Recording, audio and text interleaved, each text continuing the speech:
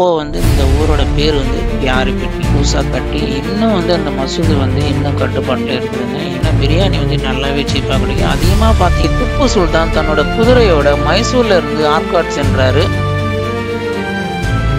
கொஞ்ச நேரம் அதுங்க தனியா சாப்பிட்டுன்னு சொல்லிட்டு நான் கேமரா வச்சுட்டு போயிட்டேன். பார்த்தா கேமராவை தூக்கிட்டு போட்டு வந்தது ஒரு டெஸ்ட் வந்தது.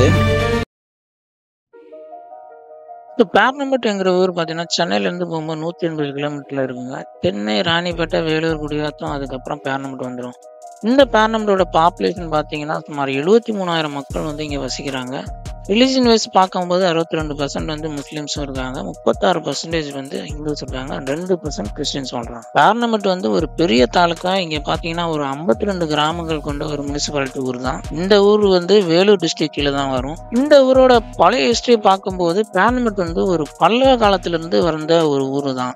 15-16 நூற்றாண்டுல பார்த்தீங்கன்னா வட ஆற்காடு மாவட்டம் வந்து விஜயநகரின் இந்துக்களின் கட்டுப்பாட்டில் தான் இருந்து வந்துச்சு. அதுக்கப்புறம் 1687 முதல்ல இருந்து ஆரம்பத்தில் நவாப் தரியா கான், அதாவது அவுரங்கசீப்பின் முகலாயர்களின் வழித்தொன்றர்கள் வந்து அவர் தான் வந்து இந்த பழங்குடி கிராமத்தை ஆதிக்கம் செய்ததா வந்து கூறப்படுது.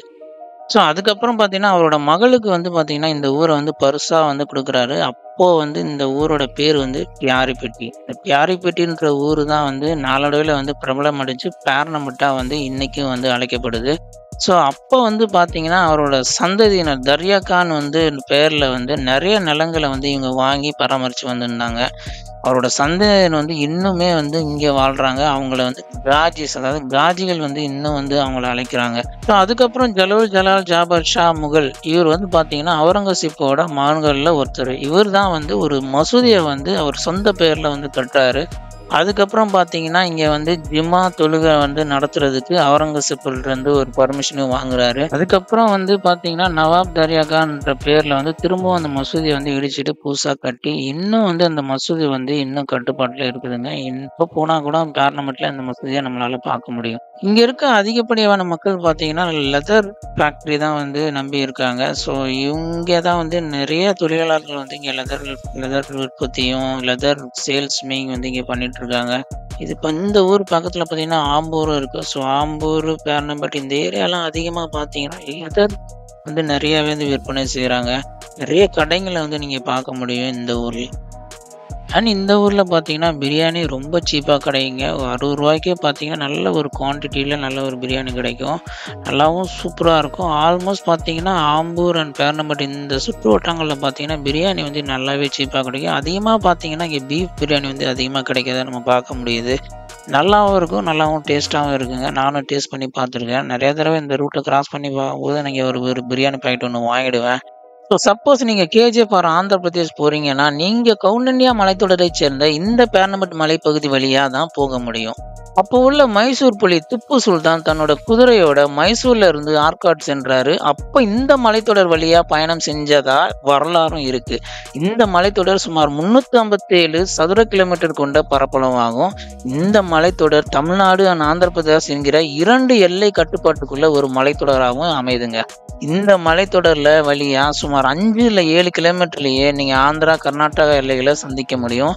இந்த மலையை நீங்க கிராஸ் பண்ணும்போது இங்க 7 ஏர்பின் பென்ஸ் நீங்க பார்க்க முடியும். நீங்க இந்த பேர்னம்பட்டு மலையை நெருங்கும் போது பாலார் ரிவரும் இந்த வழியா கிராஸ் ஆகுறத நீங்க கவனிக்க முடியுங்க. ஸோ நாங்கள் ஆல்மோஸ்ட் வந்து பேர்னம்பட்டை கிராஸ் பண்ணி மலை பகுதிக்கு நாங்கள் ஆல்மோஸ்ட் ஒரு நெருங்கிட்டோம். இன்னும் கொஞ்ச நேரத்தில் வந்து நாங்கள் வந்து பேர்னம்பட்டோட ஆரம்ப எல்லையை நாங்கள் தொட்டுருவோம்.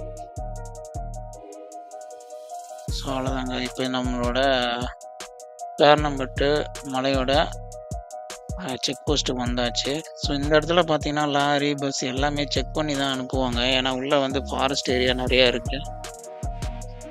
ஸோ அதனால் வந்து எந்த ஒரு வாகனம் இந்த பக்கம் வந்தாலும் அதை செக் பண்ணி அனுப்பாமல் விட மாட்டாங்க. அவ்வளோதாங்க, நம்மளோட மலை பயணம் ஆரம்பிச்சிடுச்சு. பாருங்க, ஹார்பின் பெண்டு வந்துருச்சு. ஸோ இதுக்கு அப்படியே நம்ம போயிட்டே இருந்தோம்னா ஆல்மோஸ்ட் இங்கே பார்த்தீங்கன்னா ஒரு 20 கிலோமீட்டர் வந்து மலையிலே வந்து நம்ம ட்ராவல் பண்ணுற மாதிரி இருக்கும்.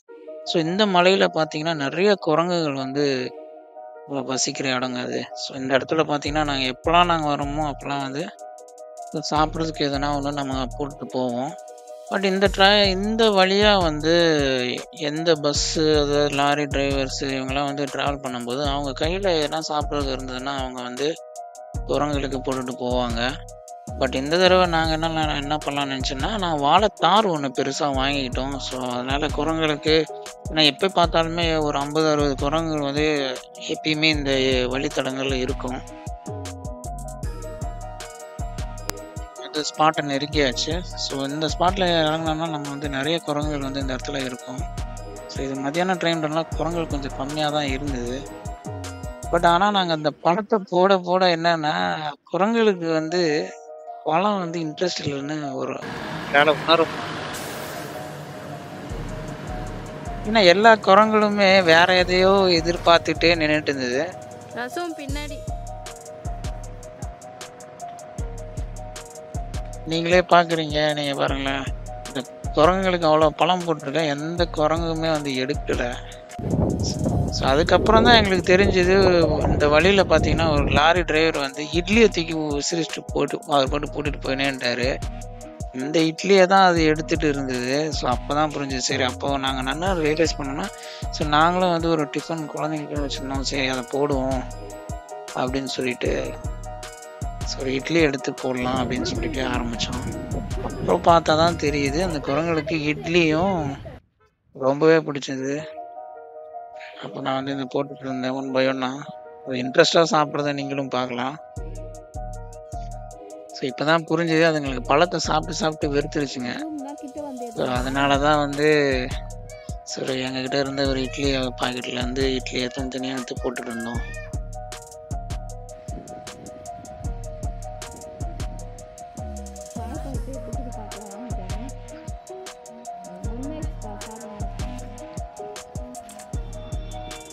சைடு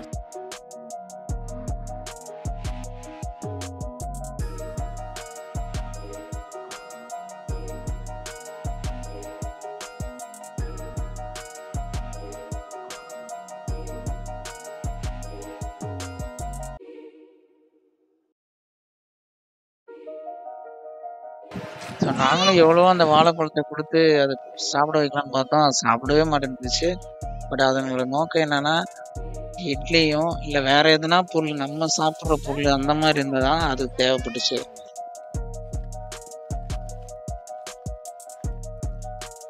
சில 1, 2 குரங்குகள் மட்டும் அதை நான் கொடுத்த வாழைப்பழம் ரொம்ப பிடிச்சுன்னு நினைக்கிறேன். ஸோ அதனால் நானும் போய் உட்காந்துட்டு ஒன் பை ஒன்னாக கொடுத்துட்டு இருந்தேன். நல்லாவே சாப்பிட்டுச்சு. பட் இருந்தாலுமே அதுங்களுக்கு பிடிச்ச உணவு என்னன்னு பார்த்தீங்கன்னா, ப்ரெட்டு, இட்லி, தோசை இந்த மாதிரி வந்து பொருட்கள் தான் அந்த குரங்குகளுக்கு பிடிச்சிருந்தது நான் உணர்ந்தோம். இது எதனாலன்னா, இந்த இந்த வழித்தடங்களில் போகிற லாரி டிரைவர் அவங்களாம் என்ன வச்சுருப்பாங்க, பழம் எனி டைம் வச்சுருக்க மாட்டாங்க. அவங்களாம் வந்து என்னென்னா அந்த இட்லி, தோசை இதெல்லாம் வந்து தூக்கி போட்டு போயிடுவாங்க போல இருக்கு. அதை சாப்பிட்டு அதே தான் எதிர்பார்க்குதுங்க இந்த குரங்கு. கொஞ்ச நேரம் அதுங்க தனியாக சாப்பிட்டுன்னு சொல்லிட்டு நான் கேமரா வச்சுட்டு போயிட்டேன். பார்த்தா கேமராவை தூக்கிட்டு போகிறதுனே வந்துருச்சு இந்த குரங்க. ஐயோ, கொஞ்சம் விட்டு இருந்தால் அந்த கேமராவை தூக்கிட்டு போயிருக்கும் போல இருக்கு. அதுக்கப்புறம் அந்த மலையில வேற ஸ்பாட்டுக்கு போயிட்டு என்கிட்ட இருந்த பிரெட் இருந்துச்சு. ஸோ அந்த பிரெட்டை போடலான்னு பார்த்தா அவ்வளோ விருப்பப்பட்டு சாப்பிட்டுச்சுங்க. அப்புறம் இன்னொரு இடத்துல போடுறோம், பார்த்தா ஏகப்பட்ட குரங்கு வந்துருச்சு. பட்டுன்னு போட்டுட்டு நாங்கள் வந்துட்டோம். சரி அதுக்கப்புறம் இன்னொரு பிரெட் பாக்கெட் இருந்துச்சு. அதை நான் ஒன் பை ஒன்னா நாங்கள் கொடுத்துட்டு குரங்களுக்கு கொடுத்துட்டு இருந்தோம். பசங்களும் ரொம்ப என்ஜாய் பண்ணாங்க. எல்லா குரங்குகளையும் பக்கத்தில் நின்று பார்த்தாங்க. பட் கொஞ்சம் ரிஸ்கி தான். பட் ஆனால் நம்ம வந்து அதுங்க வந்து அதுங்க வந்து நம்ம எதுனா பண்ணிடுவோன்றது தான் அந்த குரங்கு பயப்படுமே தவிர மற்றபடி வேற எதுக்காகவும் பயப்படாது.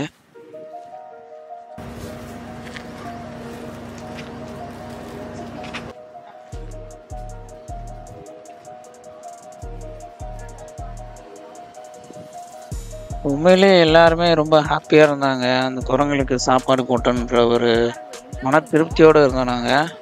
அதை நாங்கள் ஒன் பை ஒன்னாக வந்து கொடுத்துட்டு இருந்தோம். ரொம்பவும் சந்தோஷமாக இருந்துச்சு. அந்த குரங்குகளும் நாங்கள் எதனா போடுவோன்னு ரொம்ப வெயிட் பண்ணி சாப்பிட்டுட்டு இருந்ததுங்க. இப்போவே நிறையா ஃபோட்டோஸ்லாம் எடுத்துகிட்டு இந்த குரங்குகள் எங்களை கண்டு பயப்படவும் இல்லை, ரொம்ப பாசமாக தான் இருந்ததுங்க. ஆனால் அவங்களுக்குள்ளே ஒரு கேங் மட்டும் ஒன்று இருக்குது. அந்த கேங்கில் மட்டும் ஒரு ஒருத்தர் இருக்காரு. அவர் தான் வந்து என்னமோ குரங்குகளை வந்து வழிநடத்துற மாதிரியும் ஃபர்ஸ்ட் அந்த தலைவர் வந்து தான் வந்து அந்த குரங்கோட அந்த பிரெட்டெல்லாம் வந்து எடுக்கிறது. மற்ற குரங்குலாம் அதை பார்த்து பயந்து ஓடிடுதுங்க. அதுங்க சாப்பிட்டு வயிறு நிரம்பிச்சுனா மட்டும்தான் மற்ற குரங்குகளை எடுக்க விடுது. பார்க்கறதுக்கு ரொம்ப வேடிக்கையாகவும் இருந்தது, ரொம்ப ஹாப்பியாகவும் இருந்தது அந்த டைமில். கடைசியாக கிளம்பலாம்னு சொல்லி நாங்கள் ஏறி உக்காந்துட்டோம். வண்டி எடுக்க பார்க்கும்போது ஒரு டெஸ்ட் ஒன்று இருந்தது. குரங்கு வந்து எங்கள் வண்டி மேலே ஏறி உட்காந்துக்கிச்சு பாருங்களேன். அது பண்ணுற சேட்டையை பாருங்க.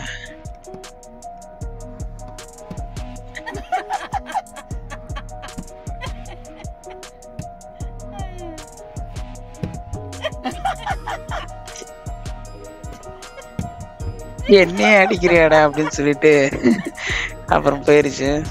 அவ்வளோதாங்க. இந்த வீடியோ உங்களுக்கு ரொம்ப பிடிச்சிருக்குன்னு நம்புகிறேன்.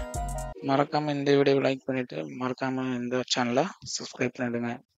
மேலும் இந்த மாதிரி வீடியோட நான் உங்களை சந்திக்கும் வரேன். Until then, bye.